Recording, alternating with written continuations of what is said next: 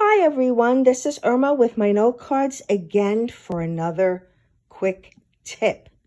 Have you ever gotten some dies? You've bought them, but you realized that the die also corresponded to a stamp and you didn't have the stamped image?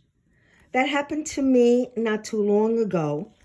I bought this die. I think it was on clearance from Stampin' Up.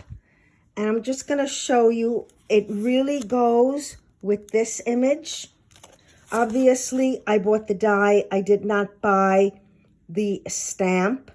And I usually don't buy stamped images anyway because I feel that I'm able to draw them. I'm able to paint them. So why should I buy a stamp and color it in?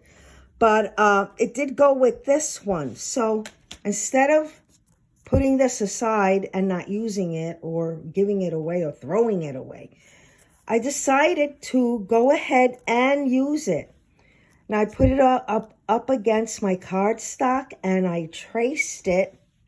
And then using the photo here as a guide, I painted or drew the flower that's inside, and let me show you what it came out to look as. And it's this.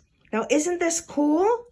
All right. What I did is instead of using white paper, I used this hot pink cardstock, and then I started painting. I started from the inside out, and I made the petals for my leaves. What I plan to do is put this up against some white cardstock. I'm going to make some leaves, and this is going to make a beautiful card. I can't wait to get it, put it all together.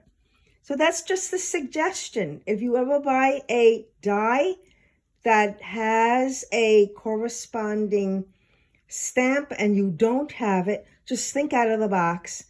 Trace it and draw inside of it and see what you can come up with.